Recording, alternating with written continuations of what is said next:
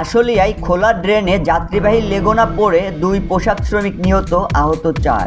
তথ্যচিত্রে reporter Nazmul হক ইমু। আজকের দুর্নীতি, আশুলিয়া, সাভার, ঢাকা। ঢাকার আশুলিয়ায় যাত্রীবাহী লেগুনা সড়কের পাশের খোলা ড্রেনে পড়ে 2 পোশাক শ্রমিক নিহত হয়েছেন। এ সময় আহত হয়েছেন আরও অন্তত 4 জন। খবর পেয়ে ঘটনাস্থল পরিদর্শন করে নিহতদের মরদেহ উদ্ধার করেছে পুলিশ ও ফায়ার সার্ভিস। বুধবার 16 এপ্রিল সন্ধ্যা 7:30টার দিকে আশুলিয়ার বাইপাইল আবদুল্লাপুর সড়কের জামগোড়া ফ্যান্টাসি কিংডমের সামনে এ দুর্ঘটনা ঘটে।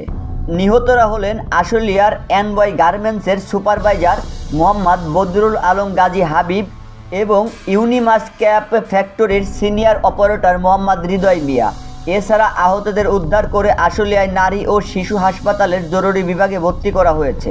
আশুলিয়া নারী ও শিশু হাসপাতাল কর্তৃপক্ষ জানায়, দুর্ঘটনার পর 4 জনকে হাসপাতালে আনা হলে কর্তব্যরত চিকিৎসক 2 জনকে মৃত ঘোষণা করেন। আহত 4 জনের অবস্থা ভালো আছে, চিকিৎসা শেষে তাদের ছেড়ে দেওয়া হবে। প্রত্যক্ষদর্শীরা জানান, বিকেলের বৃষ্টিতে সড়কটির বিভিন্ন স্থানে পানি জমে যায়। 8 থেকে 10 জন যাত্রী নিয়ে লেগুনাটি বাইপাইলের দিকে যাচ্ছিল। লেগুনাটি সড়কের পাশের খোলা ড্রেনে পড়ে গেলে 5-6 জন যাত্রী আহত হয়। পরে তাদের উদ্ধার করে স্থানীয় হাসপাতালে নেওয়া হয়।